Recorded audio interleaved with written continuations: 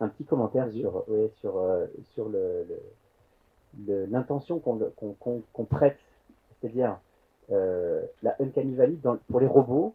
euh, bon, on veut le rendre humain, et si c'est ça la quête, il y a un moment où ça devient vraiment, vraiment, vraiment étrange. Sur un modèle de langage qui produit du texte, bon, il fait ce qu'on lui demande, c'est tout, quoi. On n'a jamais voulu que ce soit un truc beau ou qui ressemble à l'humain. On lui demande de généraliser des concepts, puisque le modèle fondationnel, comme nous l'explique Raja, c'est finalement une compression de la connaissance. Parce que on veut mettre euh, les derniers modèles open source, c'est 2000 milliards de tokens. Un token, c'est un morceau de mots. Donc globalement, on peut faire 2000 milliards de mots compressés dans 7 milliards de paramètres. Allez, on fait 2000 milliards à 2 milliards, c'est un facteur de compression de 1000. Et il se trouve que les modèles pour généraliser, euh, cette compression-là, le font bien en généralisant. Mais on n'a jamais voulu faire un truc qui ressemble à l'homme. Mmh. On a juste un truc mathématique qui dit je veux compresser 2000 milliards dans 2 milliards. Mmh.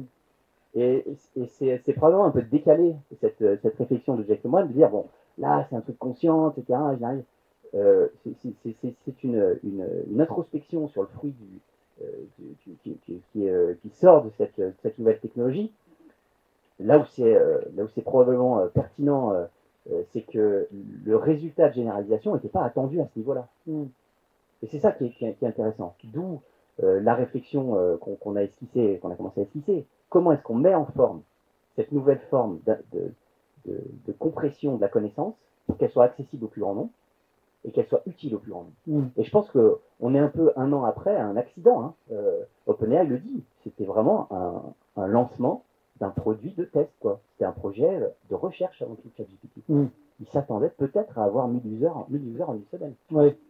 Et donc, bon, ils ont tapé dans le mille, quoi. Maintenant, toutes les intentions qu'on leur prête, probablement que c'est des choses qu'on découvre. Alors, il y a peut-être un truc, effectivement, hein, sur Uncanny Valley, etc., Mmh. parce que les faits nous rapprochent finalement de cette intention qui est arrivée sans qu'on la cherche vraiment. Mmh.